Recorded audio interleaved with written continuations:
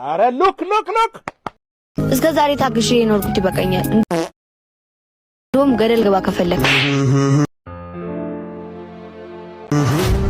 እንደውም አንድ ነገር ልንገርሽ፣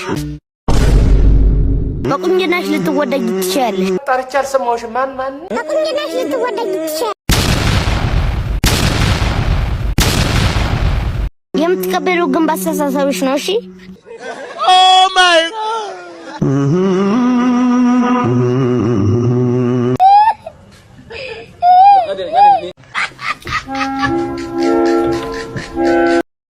ናቲ ተነስ።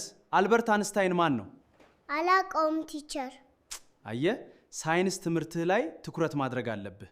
ቲቸር አስፋው አበራ ማን ነው? አላውቀውም። ማን ነው? አየ አንተም ሚስት ላይ ትኩረት ማድረግ አለብህ። የቤት እንስሳዎችን ዘርዝር። የቤት እንስሳ አዎ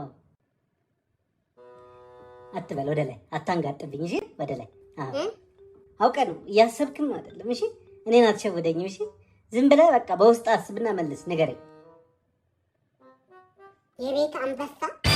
የቤት አንበሳ። እሺ ሌላስ? የቤት ነብር። የቤት ነብር። ውይ በጣም አንበሳ ቤት ውስጥ አይተህ ታውቃለህ? አንበሳ ግቢ። አንበሳ ግቢ አይደል? አንበሳ ግቢ ቤት ውስጥ ነው ያሉት አንበሳዎች። የቤት እንስሳ ማለት ቤት ውስጥ ከሰው ጋር የሚኖሩ ናቸው። አንበሳ ከሰው ጋር አይኖርም። እሺ ነብርም ይኸውልህ ሲርበው ቂጥን ነው ቆርጦ የሚበላል። እሺ አንበሳ ነብርም እሺ የቤት እንስሳ አይደሉም። እሺ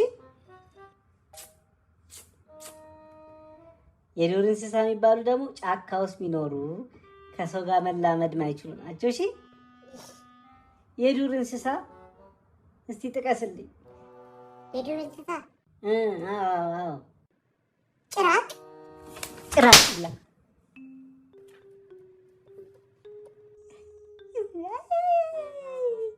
አይደለም እኮ እኔ እኮ ነኝ ጥራት። አንተ ምን አደረግ? አንተ እኮ ምንም አላደረግ። እኔ ነኝ እንጂ እኔ ነኝ። አንተማ ፈጣሪ አንተን አላማረም። ይቅር በለኝ። እኔ እኮ ነኝ ጥፋተኛ። እኔ ነኝ። አዎ እንደ እብድ ብቻዬን ታስወራኛለህ አይደል? በቃ ሂድ። እኔ ቀድሜ ያበድኩ አንተ እስኪገባ ሂድ በቃ።